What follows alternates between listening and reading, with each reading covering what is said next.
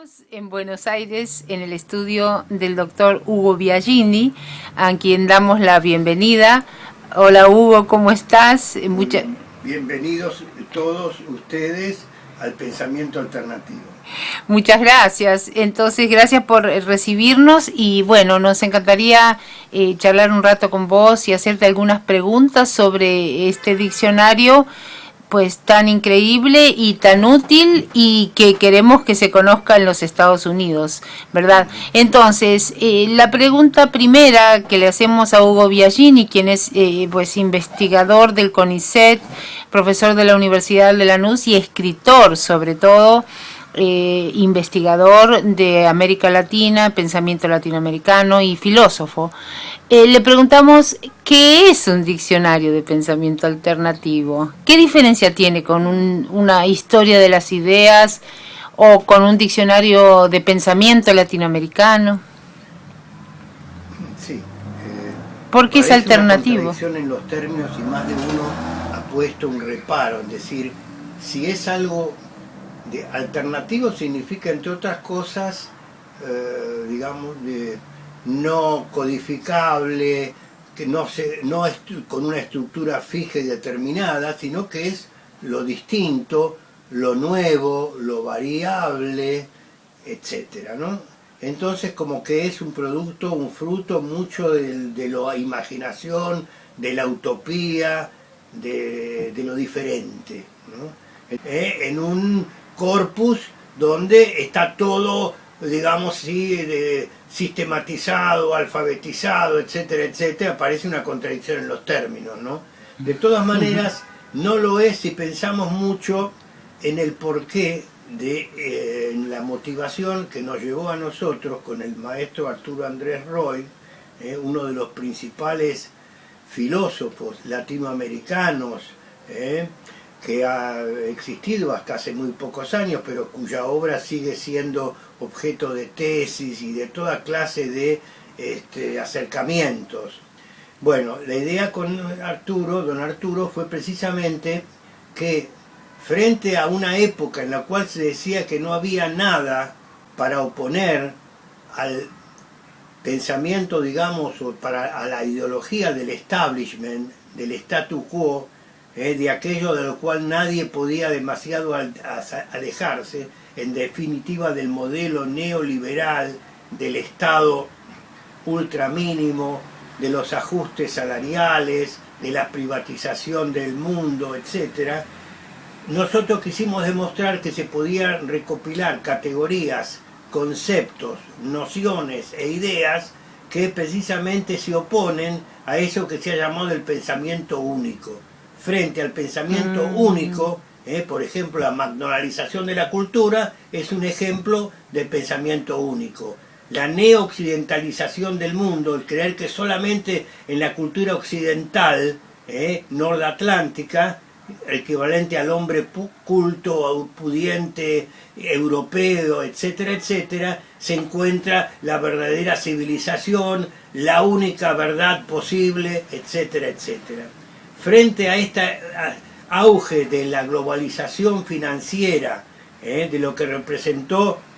el consenso de Washington, en cuanto precisamente a llevar adelante ese emprendimiento después de la caída del muro, luego de la finalización de la Guerra Fría, es decir, del conflicto entre el este y el oeste, no es así, surge una ideología triunfalista que viene de alguna manera a reivindicar el espíritu posesivo, aquel que cuanto más tienes, más vales, sos lo que tenés, el ser importa menos, sino lo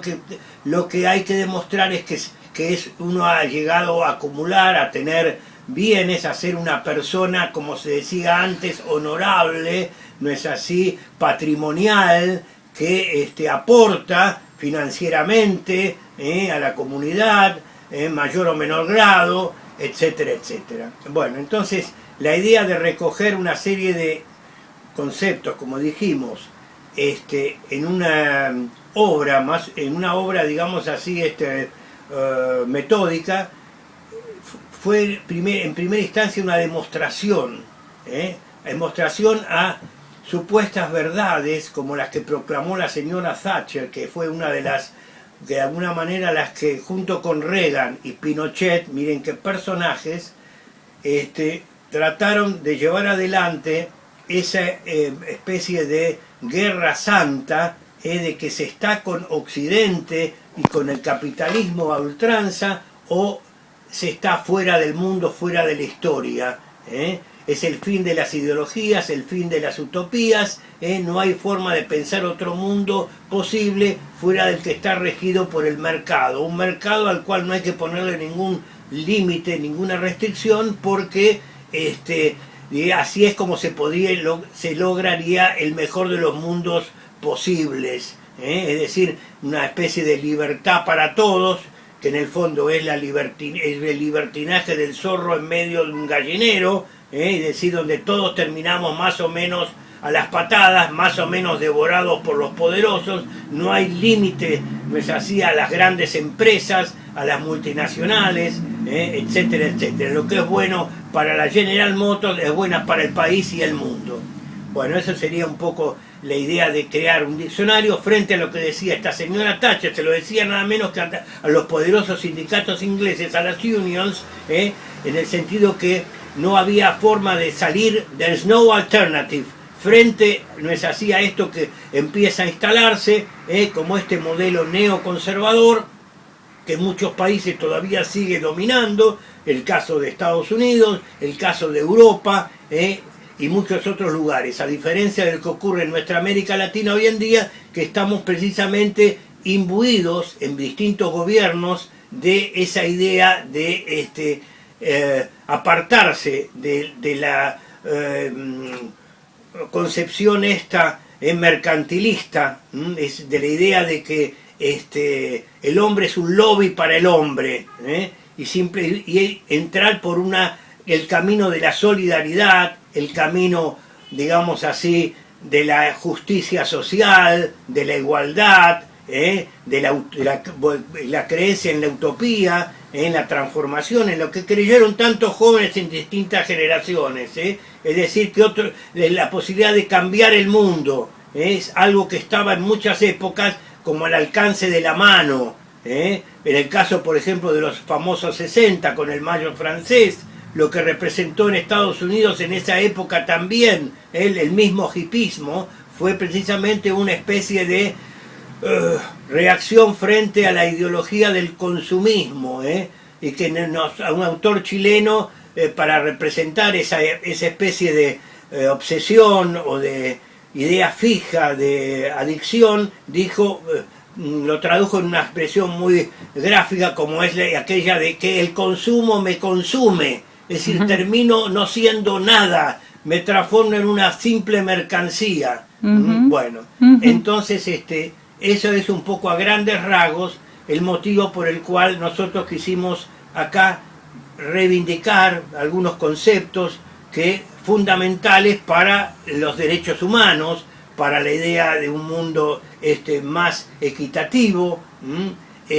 y la posibilidad precisamente de darse algo que como se está dando acá en nuestra América Latina siempre ha sido una tierra de sueños, de esperanzas, es decir, un continente alternativo de suyo, por la cantidad de poetas, de pensadores, de artistas que en efecto apostaban a la imaginación. La novela fue prohibida en la época de la colonia, porque era una forma de pensar de que puede existir otra sociedad, otro mundo distinto al que establece, ¿no es así?, el imperio, la corona, es decir, donde hay que someterse a determinadas cosas, hay que una divisoria de casta, por ejemplo, donde los mestizos o los hombres de color no pueden acceder ni a la escuela elemental. Eso era algo, mostrar que otro mundo era distinto, aunque sea a nivel de la ficción, ya se trataba de algo, no es así, prohibitivo, algo que podía ser sujeto a,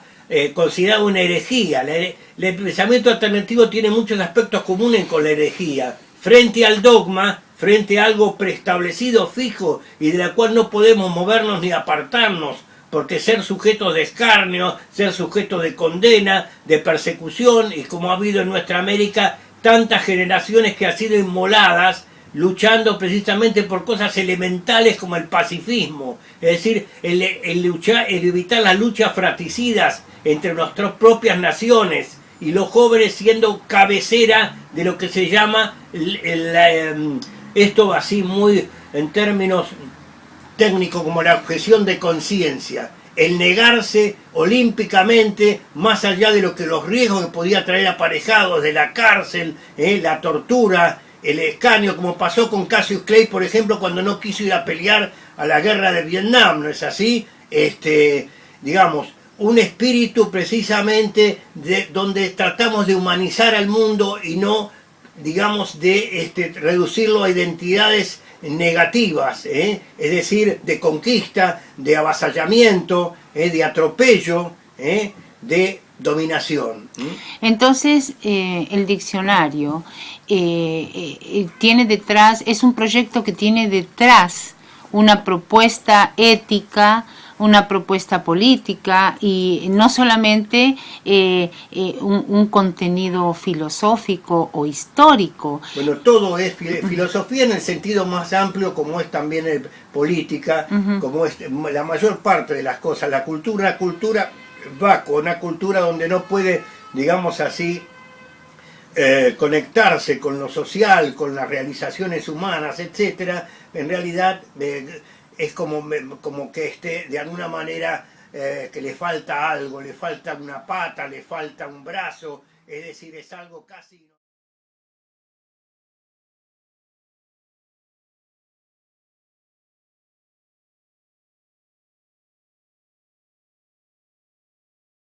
Sí. Entonces, llegado a este punto, yo me pregunto que el diccionario de pensamiento alternativo tiene que ver con un proceso de democratización de la educación. Bueno, y de la identidad. Y de la identidad positiva es aquella precisamente que nos permite, no es así, intercambiar, que nos permite, digamos, cada vez tener un mayor, un lugar en el mundo, digamos, no es así, no ser considerado furgón de cola, no ser considerado periférico o tercer mundo, y lo van, claro, ni que hablar, es decir, precisamente donde los márgenes se pasan a ocupar el centro, y lo que antes era el centro, es decir, lo que considerábamos como, digamos, tradicionalmente destinado a lo más consagrado, no es así, bueno, cierto tipo de familias, cierto tipo de sectores sociales, etcétera, etcétera, que eran los que habían nacido de por sí para gobernar el mundo y sus países, ¿no es así? Entonces, nada de eso. Hoy en día se ha, digamos así, liberado, se trata de liberar, especialmente en nuestros países, estamos hablando de nuestro país, estamos viendo que por otro lado, los países que se consideraban vanguardia de la civilización, ¿no es así? Como Inglaterra, Estados Unidos, Francia y demás, están pasando por unas crisis espantosas, que es la crisis también del sistema capitalista a ultranza, es decir, considerado como la única forma de organización social posible e ideal al mismo tiempo, ¿no? Sí, claro. Entonces, ya que vos hablas de los jóvenes y en la universidad y los jóvenes como actores del cambio social, me gustaría preguntarte sobre la teoría juvenilista respecto a la cual tenés varias publicaciones y libros. Es decir, ya que estamos dirigiendo esta entrevista a los jóvenes norteamericanos, que están interesados en América Latina y que además no solo estudiarla, sino quieren conocerla personalmente y aprender sus lenguas, ¿qué mensaje le dejarías a estos chicos en relación, en fin, con el tema del juvenilismo y su estudio?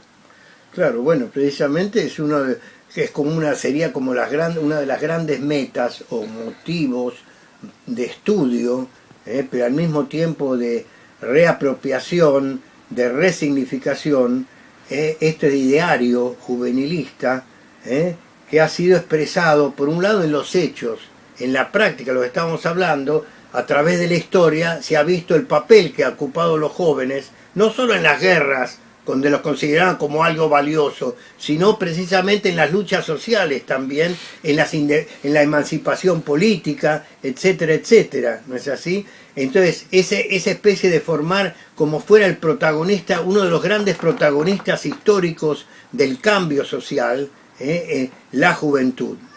Estuvieron en las guerras de la independencia, estuvieron, como dijimos hace un rato, en el Mayo francés, en muchos momentos históricos. Y hoy en día, con los indignados, por ejemplo, se está viendo algo así, que es el primer movimiento contra la globalización produjo en Seattle, ¿no es así? En 1999, los nietos de los hippies salieron a luchar contra el Banco de Crédito, contra el Banco Mundial, la Organización Mundial del Comercio, etcétera, etcétera, algo inusitado. Y los tenían que esconderse, salir por las catacumbas, por los túneles subterráneos, digamos así, aquellos que formaban parte de ese staff que bueno, son los dueños, los amos del mundo, que fijan las políticas económicas y son los que intereses armamentistas que llevan a la gente a la guerra, digamos así, a ocupar espacios que no les pertenecen, pero con tal de extraer materias primas, mano de obra barata, etcétera, etcétera. Bueno, contra eso se han pronunciado muchas veces las juventudes de distintas partes del mundo, y los norteamericanos tenían un papel importantísimo en ese sentido, como acabo de hablar con respecto a esta del caso de la lucha contra la globalización, la alta globalización. Por eso, entonces, digamos, el pensamiento alternativo y este diccionario que recoge esa iniciativa y la sistematiza y la divulga, apuntaría a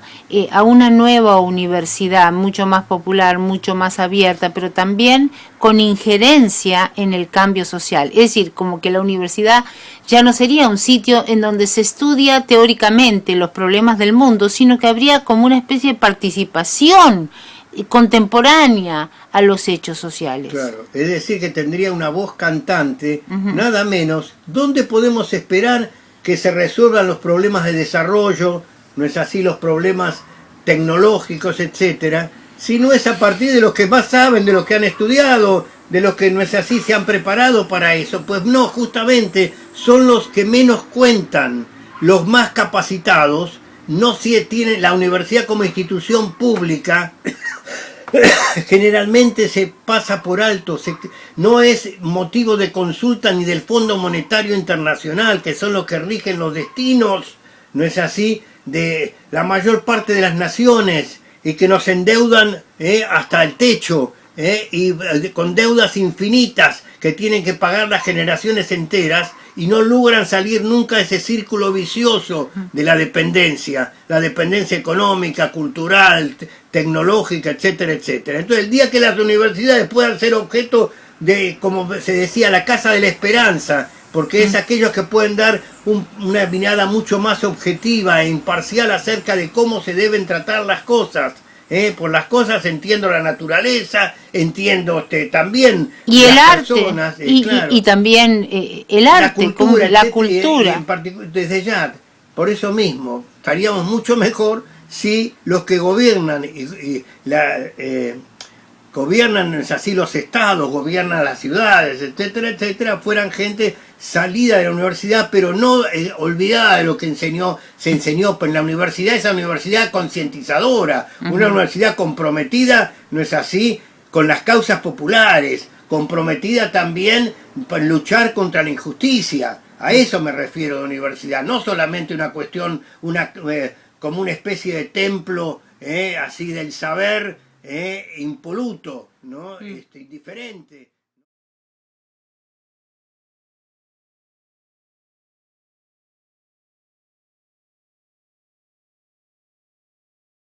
Precisamente con esa idea de que no existe el educador por un lado y el educando por otro, todos nos vamos, de alguna manera, el proceso de aprendizaje, nos vamos realimentando. Eso es lo que dijo el gran educador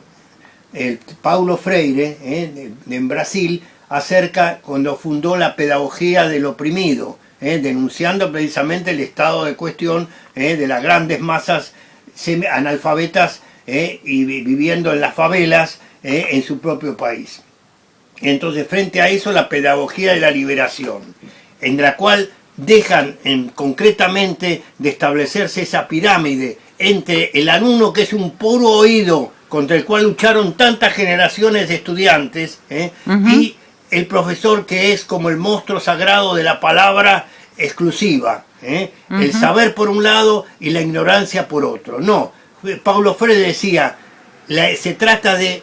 pensar en un educador educando, un educador que es a su vez alumno y que aprende con los educandos, con los estudiantes, y a su vez, y también un educando educador. Fíjense, es una dialéctica extraordinaria. Como dijimos, un educador educando y un educando educador. Entonces, estás invitando a los estudiantes del Senior Seminar, ni más ni menos, de para que participen, College, porque tenemos abierta el diccionario, como tendría que ser realmente en la edición digital de CECIES, del Centro de Educación, Ciencia y Sociedad, para que precisamente a partir del convenio que hemos logrado firmar, con el college de ustedes y CECIES, la posibilidad de que vengan a este país, porque es un diccionario que está sobre todo montado en la necesidad de mostrar de que hay un pensamiento posible en los distintos sectores o capas populares, en distintas edades, etcétera, etcétera, y que no hay patente de sabio en ningún aspecto, ¿te das cuenta?